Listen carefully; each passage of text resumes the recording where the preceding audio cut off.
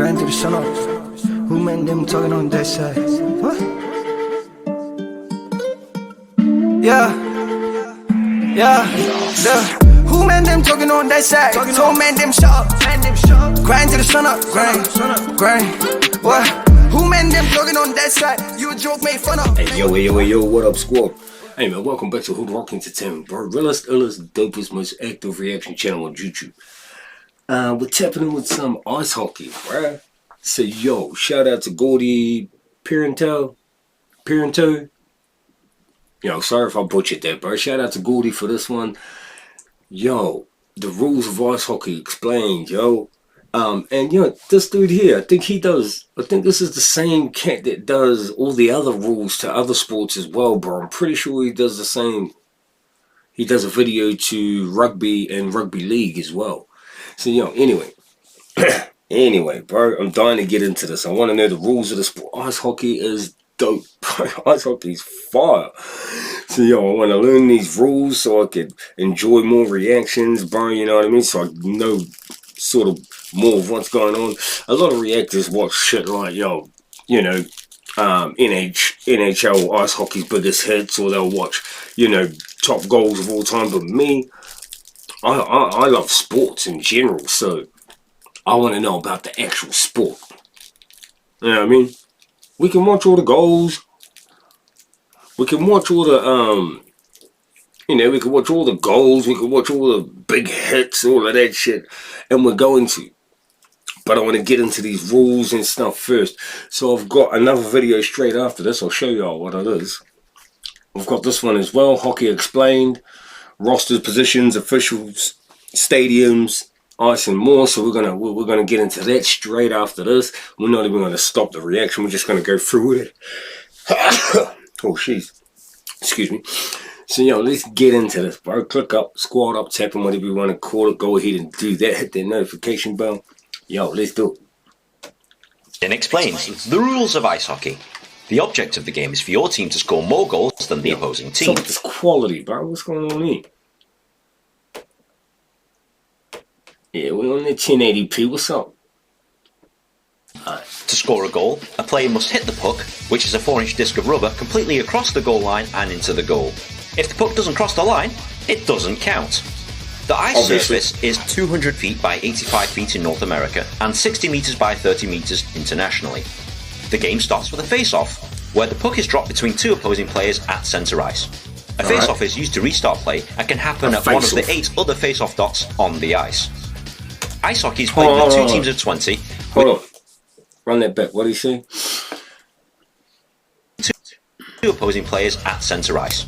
A face-off is used to restart play and can happen at one of the 8 other face-off dots on the ice.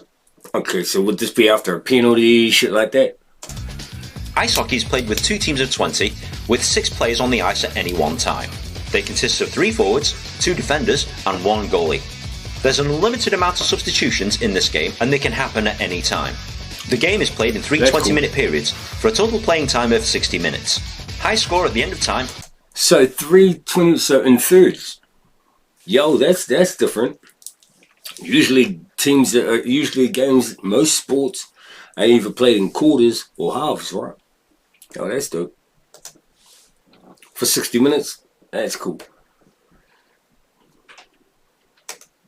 Hold on, what's going on here?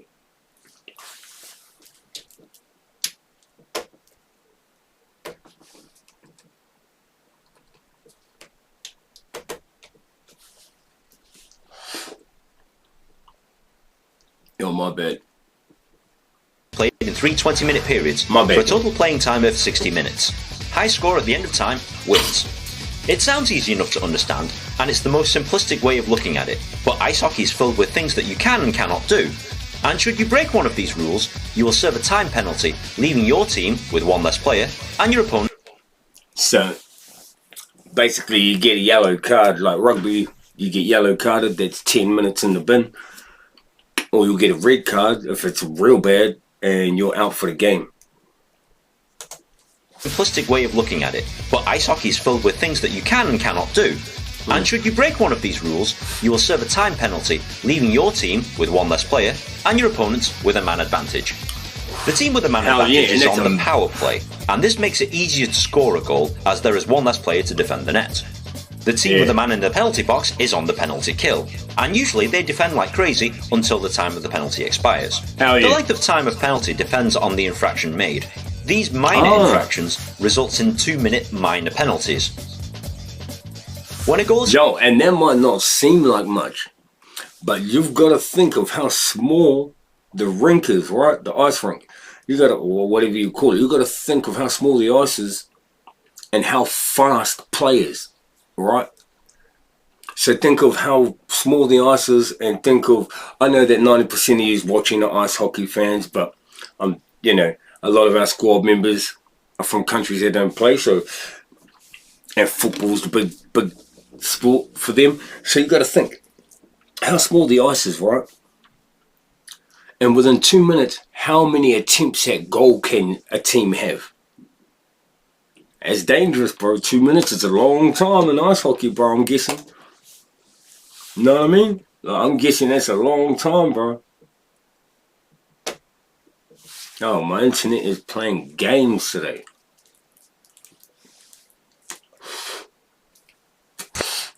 Infractions results in 2-minute minor... Sorry about that, yo. Hang on, let me check something. Usually I'd edit all of this bit out, but we're not gonna do that. Don't worry about it. We're just gonna play this through. Don't worry about it. If it happens again, it happens again. Minor penalties. When a goal is scored by a team on the power play, the penalty time is cut short, and the player is let out of the penalty box. Yo, so when someone is sitting in the box, let's say he's sitting in the box for 2 minutes, if the opposing team scores within that 2 minutes, power plays over, the dude comes back in. That's fire, bro. I'm getting major infractions result in 5-minute major penalties. Oh, that's a long time. Unlike minor penalties, a major penalty has to be served in full, even if the other team scores. Oh, damn. And these misconduct infractions result in 10-minute misconduct penalties. As with a major penalty, the play has result in misconduct penalties. 10 minutes. Holy shit. Any minor penalty with intent to yo. Yeah, I see. So you're lucky you're not throwing out of the game, you know, for good. Because, like, yeah, bro, I get it. 10-minute misconduct penalties. As with a major penalty, the player has to serve the full 10 minutes in full, even if the other team scores. There is one other infraction, the game misconduct, which results in a player being ejected from the entire game. Let me know what up. There's a few other rules you'll need to understand before going to a game. For example, so what would result in that, bro? Like, what would you have to do to be thrown out of the game? Like, would you have to, like, you know, commit the same major offensive, major penalty a couple of times, or do you know what I mean? Is it something like that? If you know, say you serve 5 minutes, or say you serve 10 minutes in the bin, when you come in the box, when you come back out onto the ice, if you do the same shit again, would that result in you being out of the game for good? Oh, let me know, yo. Penalty shot. A penalty shot is awarded to a player if they've been obstructed before they can shoot. The shooter will start from centre ice and try and score against the defending goalie. Only one shot is allowed, so the shooter must make it count. Offside. The puck must completely cross your opponent's blue line before any other players on your team. If a player crosses the blue line before the puck, it's offside and results in a face-off in your end of the ice. This is to prevent you keeping players in front of the opposing goalie for the entire game. Icing. Icing is where you shoot the puck across two red lines, the red centre line and your opponent's goal line. If you are caught icing, this will result in a face-off being taken at the red centre line and your... Icing. Icing is where you shoot the puck across two red lines, the red centre line and your opponent's goal line. If you are caught icing, this will result in a face-off being taken at your end of the ice. This rule is to prevent caught icing. This will result in a face-off being taken at your end of the ice. This rule is to prevent teams from just dumping the puck and making it a boring game. Draw or tie. I've got you. In international rules, if both teams at the end of 3 periods have the same amount of goals, the game is ended and it's awarded as a draw or a tie. Overtime. In North American rules, if the game is tied after 3 periods, there is sudden death overtime period, Same meaning that if a goal is scored during this period, the game is over. Shootout. Oh, if shit. this game is still tied, then if a goal is scored during this game is tied after 3 periods, there is sudden death overtime period, meaning that if a goal is scored during this period, the game is over. We call it golden point in rugby. Right. If this game is still tied after the overtime period, a shootout commences. Each team will have 3 shooters. The team with the best out of 3 shots will win the game. If after 3 shooters the game is still tied, it moves to a sudden death shootout, meaning that the next goal, without reply, wins. That's a lot to take in, but as you watch or play ice hockey, the rules will become second nature. Enjoy ice hockey. I've got the basics. That's the basics I'm guessing. Right? I'm guessing that's what you need to know to be able to enjoy watching a game. I'm guessing there's more to it, but, you know, let's get into this next one. Hockey explained. Let's go. Loving this shit.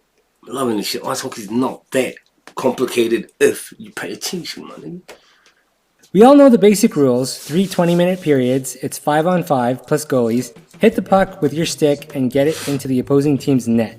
But hockey's fast, and there's just so much going on that it can get tough to keep up with everything else that you're watching. In this video, I just want to give more context to any new fans and explain everything that you see when you first tune in to a hockey game. First, we'll go over the arena, then we'll talk about the personnel running the game, and finally, we'll go over the composition of a hockey team. My name is Matt, and this is Hockey What up, Matt? Visually Explained. Welcome to Benchworm. We make videos that help people understand sports because we believe enjoying sports brings communities together. Facts. Every NHL team plays in an indoor building. That is just straight facts. And I preach this a lot. Look, we're not going to get it twisted. Hey, yo, before we kick this off, this one here, I forgot to mention, you like him up? Yo, shout out to Bebo Entertainment for the merch. You know what I mean? Not the cap, but shout out Bebo Entertainment for the t-shirt. I was meant to do this at the start, yo. Shout out for the hoodie. Dope quality, bro. Like, dope quality. I pay, some of my hoodies that are hanging up over there. I use the recording room as a dressing room as well. You know what I mean? I use it as a wardrobe as well. But some of the hoodies over there are a couple $100, bro. And the quality of this is better than those. You know what I mean? So shout out for the merch. Shout out for the mask. Head on over to Bebo Entertainment on Instagram and pick up your merch, bro. You know what I mean? Sent all the way from Canada to New Zealand. So mad love for that. Thanks for supporting your boy. Let's get it.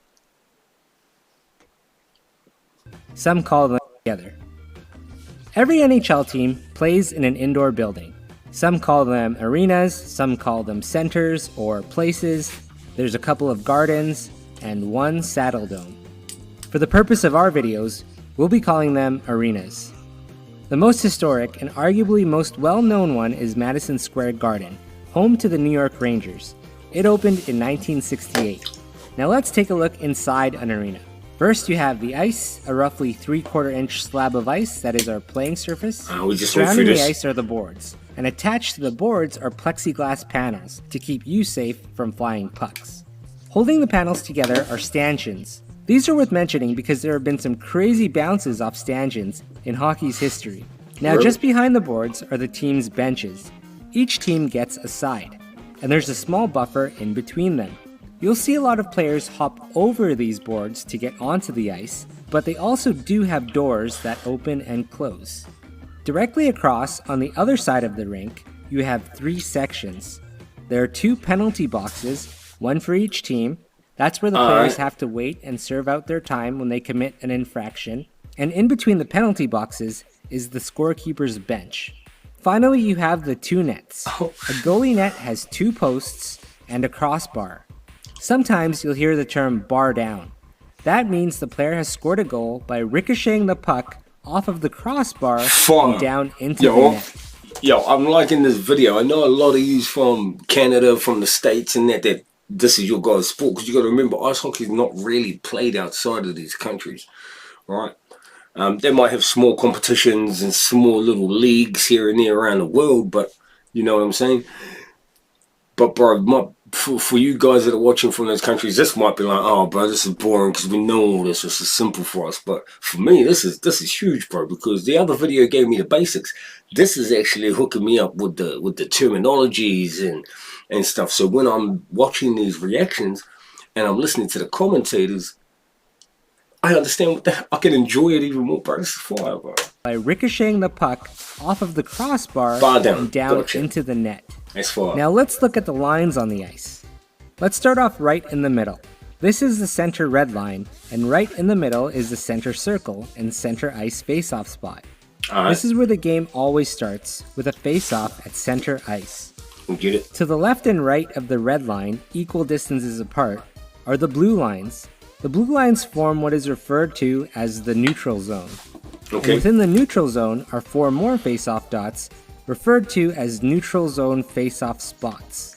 Now to go over the rest of the lines, we have to put you in the shoes of a player. Let's say Dude. you're Team Canada Dude. and you're playing against, say, Team Sweden.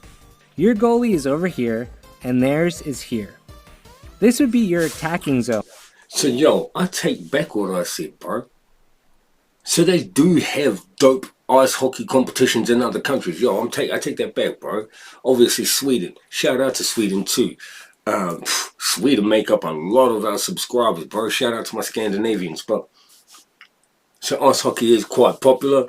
Maybe I'm just ignorant, bro, and naive. You know what I mean? I apologize for that. So, yo, let's carry on with this, yo. And this would be your defending zone. Both are identical, but this terminology is important to know for when you're watching games. Yeah, When a yeah, player, see? This would be your attacking zone, and this would be your defending zone. Gotcha. Both are identical, but this terminology is important to know for when you're watching games. When a player is trying to score, they are on the offensive. And when a player is in this zone trying to prevent another We team get from this, man. scoring, they are Yeah, I playing get that. defense. Each of these zones has It's the 2 same more in any face-off sport, circles, face-off spots, a goal line, and the goalie's crease. In 2005, in an effort to create more offensive opportunities, the NHL added 2 more red lines in each zone to form a trapezoid-shaped area behind the net. That's the and Previously, you know the goalie why could roam anywhere they wanted. a lot of sports will do this, bro, right? And the reason why they create more offensive opportunities in a sport is to make it more exciting for watchers, for supporters, and for fans. Marketing puts more bums on seats, right? It puts more asses on seats when the game's more exciting. And, you know, as much as some of us love a sport right down to its core, 80% of people love a sport for the goals, the touchdowns, you know what I mean? The dunks, the big hits. Do you know what I'm saying? So I understand what he's saying there, because rugby, this is how I played rugby league for 26 years, and this is how rugby league was born, right? Because rugby union's quite slow. You guys might know about rugby union. It's quite slow. It's pretty boring. I've never really played rugby union. Rugby league, faster, and it was created to put more punters in the boxes. You know what I'm saying? Shaped area behind the net. Previously, the goalie could roam anywhere they wanted behind the net and help their team out defensively. With the new lines, the goalies are now limited to playing the puck within the trapezoid shape. They're not Last allowed but not to. least, I get it. So they're not allowed to play. They're not allowed to attack the puck within these zones here. These little. I gotcha. Let's run that back. in the net and help their team out defensively. With the new lines, the goalies are now limited to playing the puck within the trapezoid shape.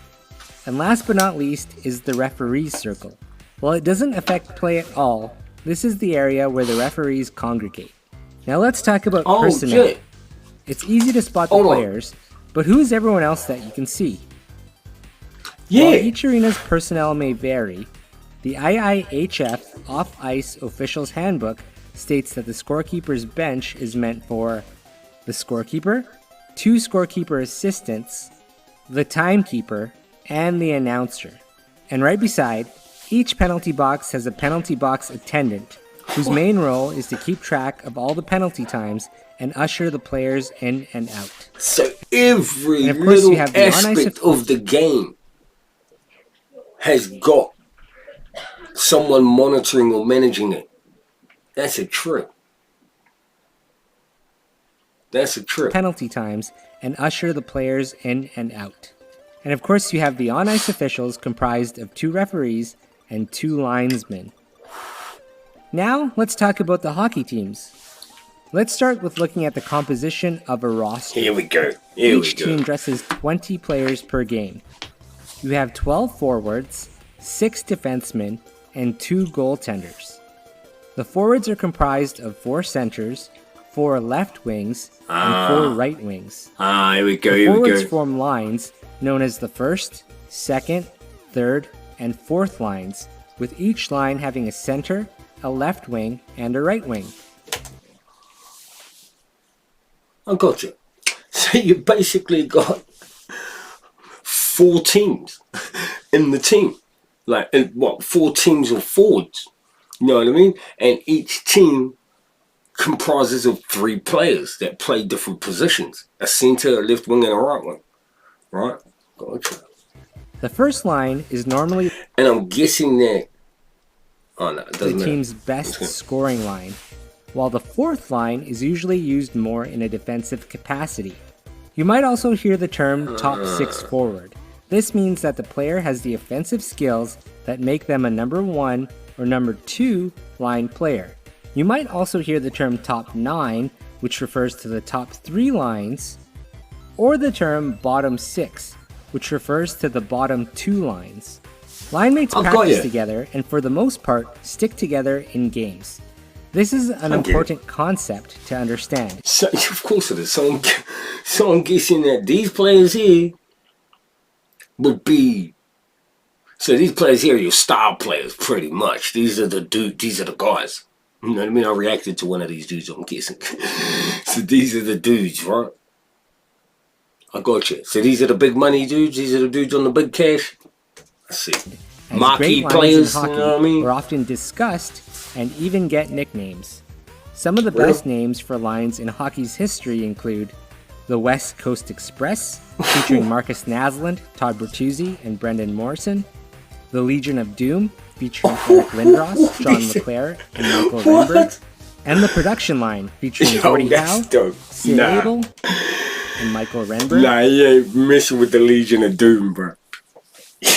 You ain't play. I don't care who's on this. I don't care who's in these. Which top 3 these are, bro? The Legion of Doom.